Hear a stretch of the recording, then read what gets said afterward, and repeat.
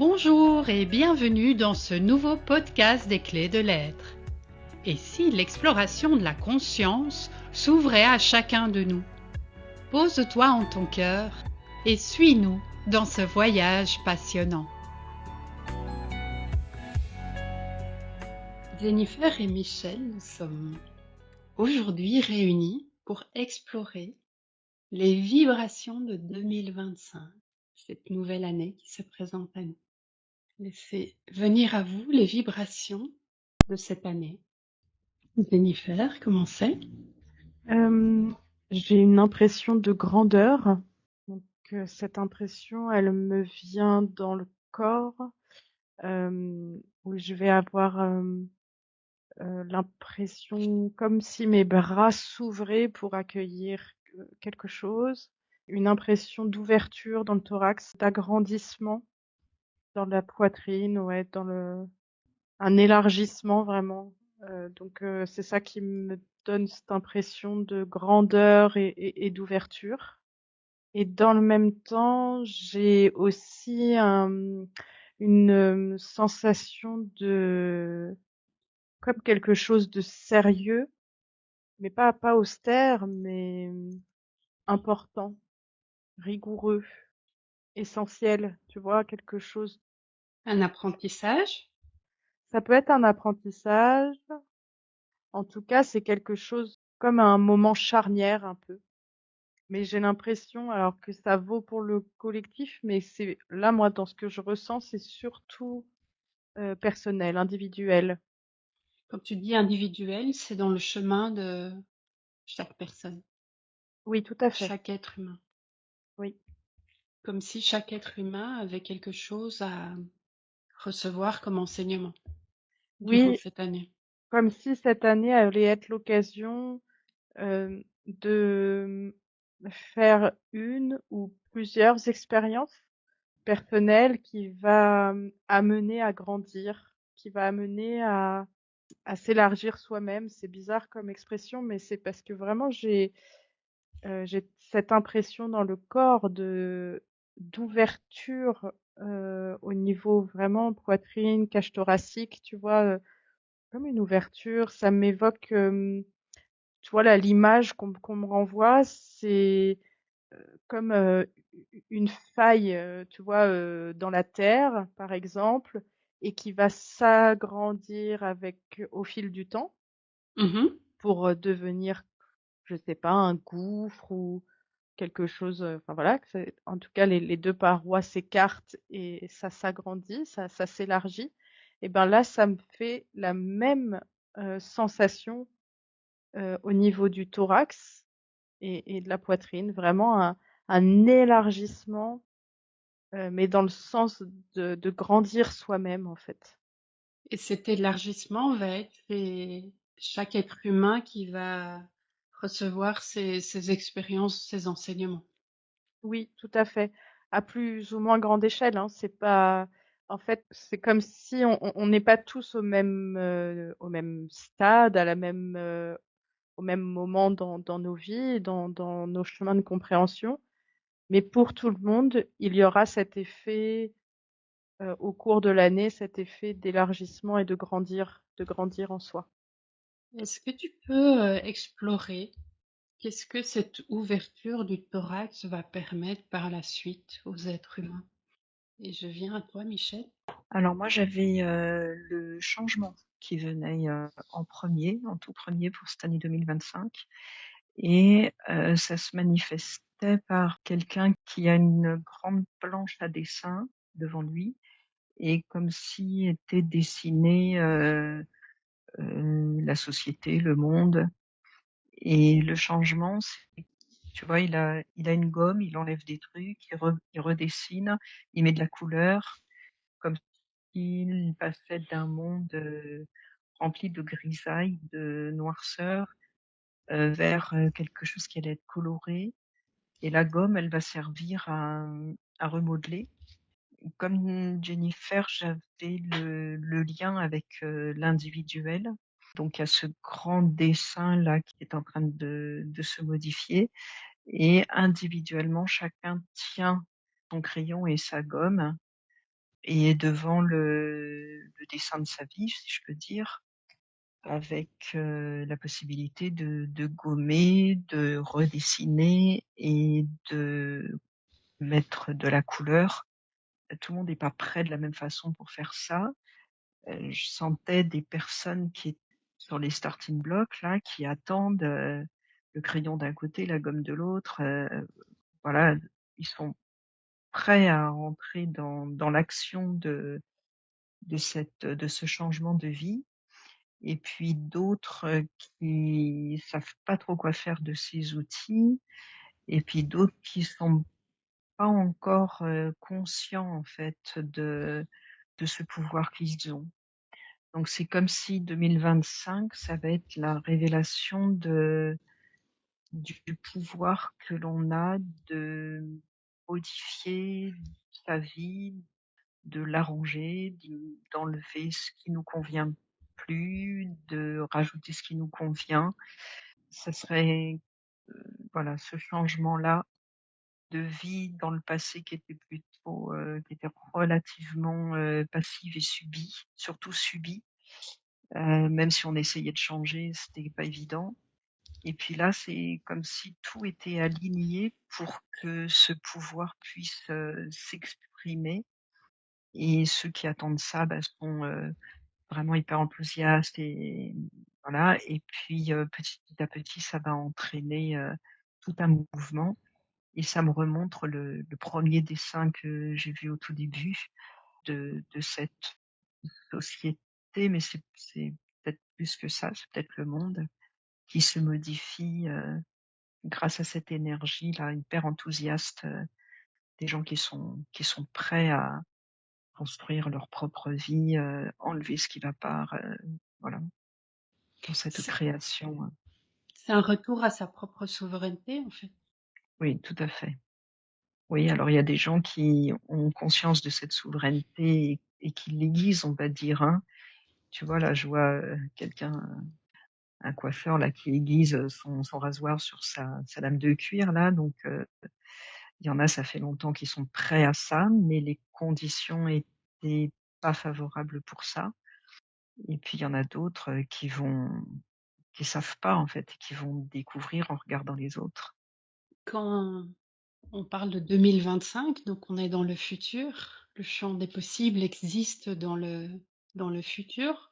Est-ce que tu peux observer ces champs des possibles et voir les différentes variations qu'il peut y avoir dans cette reprise de la souveraineté des êtres humains? Mmh. Jennifer? Alors, du coup, ça va compléter ce que vient de dire Michel. Moi, en fait, le premier mot qui m'est venu, c'est vraiment l'accomplissement. L'accomplissement de soi, mais à l'intérieur. On n'est pas sur du matériel, on est vraiment sur, à l'intérieur de soi.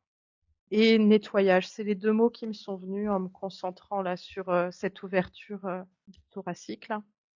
C'est accomplissement et nettoyage. Ça m'a montré en fait comme si ce que je vais gagner à l'intérieur de moi, sur cet accomplissement, sur, ce nettoyage ou ce remodelage comme elle disait, Michel, ça va rejaillir après dans le matériel. Donc du coup, peut-être je vais déménager, peut-être je vais avoir un nouveau job, peut-être je vais enfin trouver la maison que je cherchais depuis, longtemps, peut-être, je sais pas, tout un tas de choses, mais en soi, c'est presque «peu importe» entre guillemets, parce que l'essentiel se trouve dans cet accomplissement intérieur et dans ce remodelage, ce nettoyage à l'intérieur. Et en fait, ce que ça m'a fait aussi, ça m'a fait un parallèle avec la Terre, avec tous ces changements climatiques qu'on observe, les inondations, les feux, les tornades, les cyclones. Et en fait, c'est pareil. C'est comme si, tu vois, là, ça m'a montré ça comme que j'ai perçu en regardant ces images qu'on me montrait. C'est que c'est la même chose pour la Terre qui est en train de se remodeler, de se nettoyer et d'aller dans le sens d'un accomplissement aussi. Et c'est comme si là, 2025, l'humain sera au diapason avec la Terre sur cette dynamique de nettoyage, de remodelage et d'accomplissement.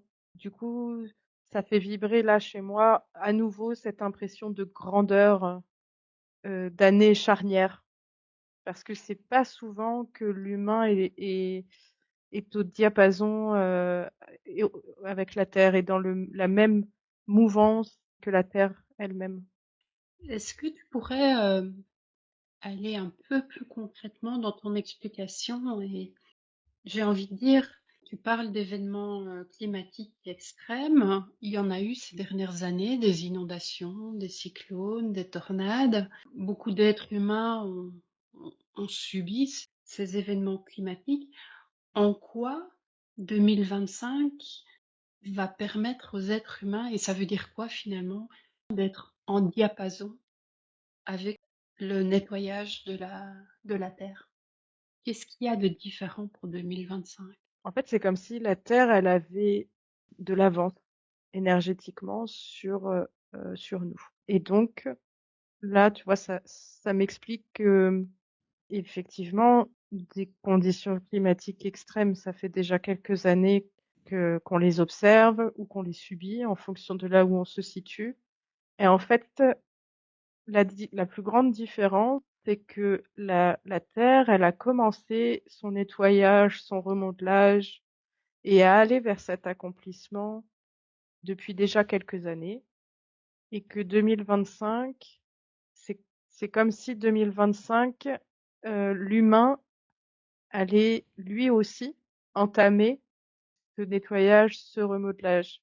Ce qui ne veut pas dire que ça n'a pas été fait auparavant chez certains, parce que ça fait plusieurs années voilà, on me montre que ça fait plusieurs années qu'il y a des humains individuellement qui font déjà tout ce travail de nettoyage, de remodelage, qui ont à cœur d'aller dans le sens de la reconnexion à soi, de l'amour des autres, de l'amour de la terre, etc.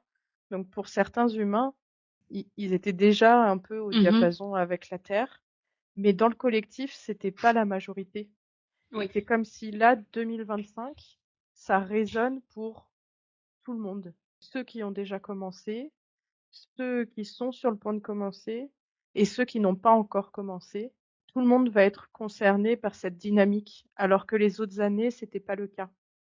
Et c'est Ok. ça la grande différence.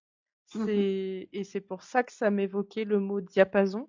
C'est que là, tous ensemble, dans la même énergie.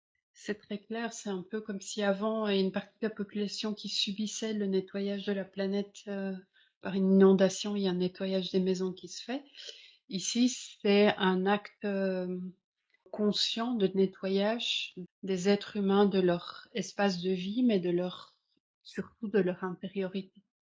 On laisse aller l'ancien pour faire de la place pour le nouveau.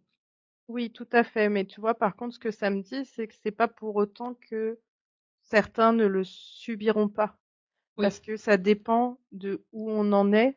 Comme je te Mhm. disais, il y a des humains qui ont commencé cette prise de conscience, ce travail sur soi, etc. Il y a déjà de nombreuses années.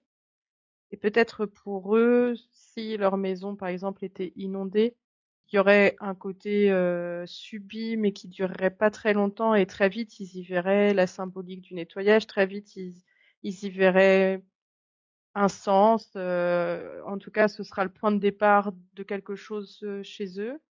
Mais pour les personnes qui sont sur le point de commencer ou qui n'ont rien du tout comme entamé, tu vois, et qui vont découvrir ça cette année, probablement que si leur maison était inondée, ils subiraient, enfin, ils auraient cette impression de subir, qui n'est pas qu'une impression d'ailleurs, et ils auraient en tout cas beaucoup plus de mal à y voir cette notion, tu vois, de nettoyage, de nouveau départ, de reconstruction. Symboliquement, reconstruire sa maison, ça peut être aussi de la reconstruction personnelle, enfin, tu vois. Mhm. Donc, du coup, tu vois, ça me met une petite nuance sur, bah, ça dépend où en est chacun par rapport à, dans son éveil, tu vois, par rapport à ça. Ça va se vivre différemment Oui, tout à fait.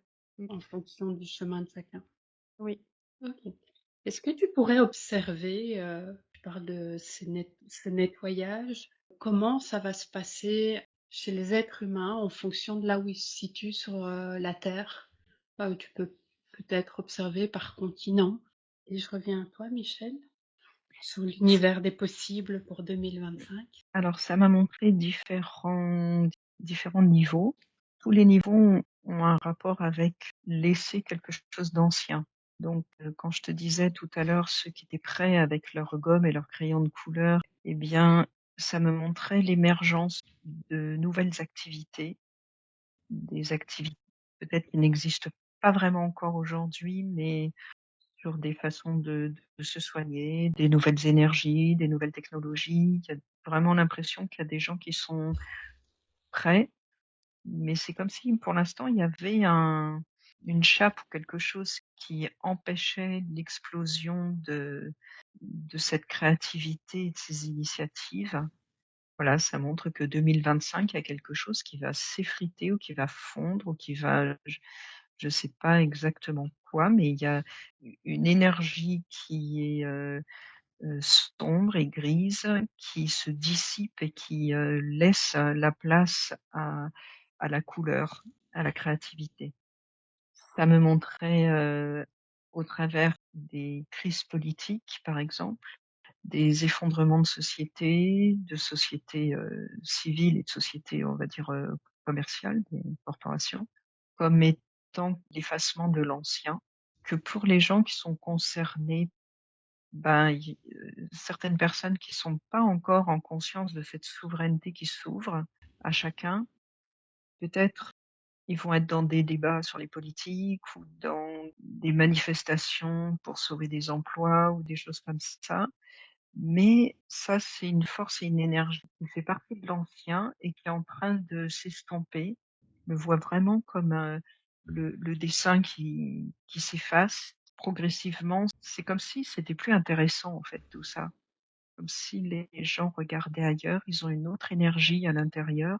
Pour certains, ça va peut-être provoquer cette ambivalence de regarder d'un côté la couleur, de l'autre côté la grisaille, et ce tiraillement et de pas comprendre quelle est leur place, où est-ce qu'ils se situent. Parce qu'évidemment le nouveau, en fait, ce qu'on comprend là, c'est que le nouveau, c'est nous qui le créons. Et peut-être que jusqu'à maintenant, on attendait que la société offre des opportunités, et c'est comme si là, d'un coup, on comprenait que la société, c'est nous et que nous sommes les acteurs principaux. On est en train de s'émanciper de cette attente que le bien-être ou le bonheur qu'on veut vivre va arriver par la société ou par les gouvernements ou par je ne sais pas quoi. C'est comme si cette année, on parlait de souveraineté, c'est la prise de conscience que nous sommes les acteurs et on peut être un acteur qui fait rien, mais il y a cette prise de conscience de cette souveraineté et soit on l'utilise, soit juste on la vit, on l'accueille et là, il se passera pas forcément grand-chose si on se saisit pas des outils pour y aller, quoi. C'est comme si là, c'était vraiment une opportunité de croissance et de développement, alors que quand on regarde, on a l'impression que tout s'effondre. Donc il y a vraiment la couleur d'un côté, la grisaille de l'autre, et en fonction de quel côté on regarde, notre énergie change. Soit on y croit, on a la foi et on y va, soit on doute, on s'inquiète et on fige en fait. On fige. Donc, si je comprends bien, par rapport à ma question de l'univers des possibles pour 2025, donc la tonalité, c'est laisser partir l'ancien et la passivité qu'on pouvait avoir par rapport à la société vers un rôle d'acteur de souveraineté. Et l'univers des possibles, en fait, c'est la force de l'impulsion et du changement dépendra des êtres humains. Est-ce qu'ils vont se réveiller à leur rôle d'acteur plus ou moins fortement? Ouais, c'est de ne plus attendre, de prendre conscience qu'on n'attend pas le changement, qu'on le crée. Qu'on est créateur de changement. Mmh. Ok. Et ça aurait pu se faire il y a longtemps, mais c'est là que C'est là que ça résonne. Énergétiquement, c'est là que ça résonne. Ok. Si on regarde 2025, c'est une année 9. Je te laisse explorer qu'est-ce qu'elle nous invite à faire cette année 9 au-delà de ce que tu as déjà pu observer. Et Jennifer, je reviens vers toi sur les tonalités de 2025 en fonction de là où on se trouve sur la Terre. Alors en fait, j'ai reçu plein d'informations, mais pas détaillées en fonction de l'endroit sur Terre. Mhm. Bah, où qu'on soit, on sera touché d'une façon ou d'une autre par ces changements de la Terre. J'ai eu par exemple physiquement comme des remontées au niveau de l'estomac, comme un volcan, tu vois, qui comme une éruption volcanique. Mhm. Voilà, ça me donne l'impression effectivement qu'il y aura sans doute des nouvelles éruptions volcaniques avec la notion aussi d'inattendu qui est associé. Donc peut-être des volcans anciens ou endormis depuis longtemps qui vont se réveiller de façon inattendue. J'ai eu ensuite en sensation physique aussi les extrémités de mon corps qui étaient gelées, très engourdies par le froid, avec des difficultés à les mobiliser, à les mouvoir, et une sensation de froid extrême. Ensuite, j'ai aussi ressenti beaucoup de moiteur, comme si l'impression d'être dans un sauna avec, ouais, ça, bon, c'est pas très glamour, mais tu vois, ça dégouline un peu dans le dos. Enfin, voilà, une sensation de moiteur et donc de forte chaleur, presque suffocant. Et en fait, donc toutes ces manifestations physiques, il y en a qui sont comme la moiteur, par exemple, qui me semblait, tu vois, qui m'a été au moment où ça s'exprimait dans mon corps, j'avais une impression de quelque chose de familier, dans le sens que c'est ce qu'on a déjà connu. Donc, il y aura pas nécessairement de nouveauté là-dessus. Ça va vraisemblablement ressembler à ce qu'on a déjà vécu au niveau de la sécheresse, au niveau de des températures plus élevées que la normale ou ce genre de choses et que c'est déjà ce qu'on a pu observer les années précédentes. Par contre, au niveau du froid et au niveau de l'éruption volcanique, là, de cette chaleur au niveau de l'estomac avec vraiment oui, une impression d'éruption. Pour ces deux aspects-là, il y avait vraiment sur le volcan, le mot inattendu qui était associé et sur les extrémités froides, euh, le mot extrême dans le sens où il y a déjà eu des froids extrêmes qu'on a pu observer ces dernières années sur plusieurs endroits sur Terre. Même chez nous en France, localement, on a pu observer aussi des températures beaucoup plus basses que d'habitude. Mais c'est comme si là, ça allait être plus prononcé. Ici, tu as reçu ces informations-là quand je te demandais d'observer les différentes parties de la planète. Est-ce que tu relis ce froid extrême à une partie de la planète? Et la même chose pour le volcan. Est-ce que l'impact de ce volcan va être planétaire? Alors, bah, il y a un peu de tout, en fait. Alors, si je me concentre que sur le volcan, j'ai une impression de plusieurs éruptions de volcans différents, je veux dire. Mhm. Mais j'ai aussi une impression que un volcan qui devrait effectivement peut-être impacter, je sais pas si c'est toute la planète ou une grosse partie de la planète, avec, bah, tu vois, les avions bloqués, Mhm. des gens rapatriés. Et j'ai une impression, tu vois, que ce serait plus sur le continent européen, je dirais. Mais tu vois, j'ai pas d'infos si c'est plus au sud ou au nord du continent européen. J'en sais, tu vois, là, j'ai pas l'info, mais je situerais ça plutôt, en tout cas, sur cette partie-là du globe. Et les autres volcans, alors j'ai l'impression qu'il y en a, ça va être sous l'eau, donc peut-être qu'ils vont passer inaperçus pour le commun des mortels, entre guillemets, qu'il y a seulement les chercheurs, les scientifiques, tu vois, qui observent régulièrement les fonds marins seront au courant. Et peut-être en Amérique latine. Ça me montre ça Tu vois, là, j'ai un planisphère devant les yeux pour t'expliquer, et ça s'illumine. Donc voilà, il y a l'Amérique latine qui s'est illuminée, le continent européen et l'eau. Mais du coup, Mhm. j'ai pas l'eau, tu vois, ça serait plutôt, je sais pas trop si c'est l'océan Indien ou Pacifique, mais enfin, voilà. Pour ce qui est du froid, c'est pas par continent, ça a l'air d'être plus globalement au-dessus Au nord de l'équateur. au nord de l'équateur, ouais, tout à fait.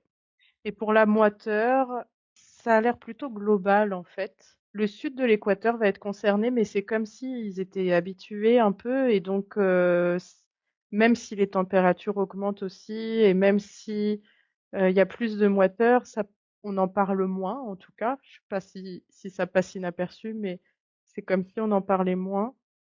Mais le nord de l'équateur sera concerné aussi. C'est là pour le coup, c'est global.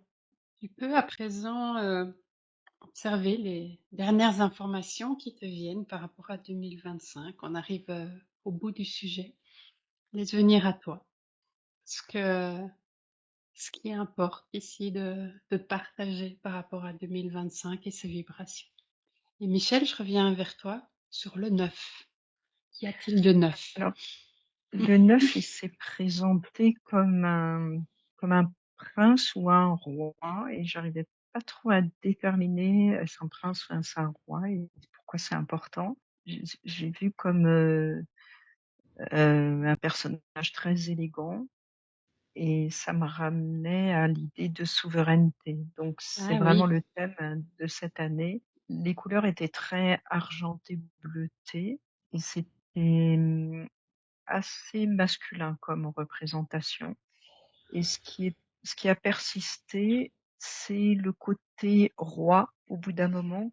Pas que le côté prince s'est effacé, mais c'est comme si 2025 mettait en place l'arrivée du prince. Donc c'est surtout le roi qui va s'effacer.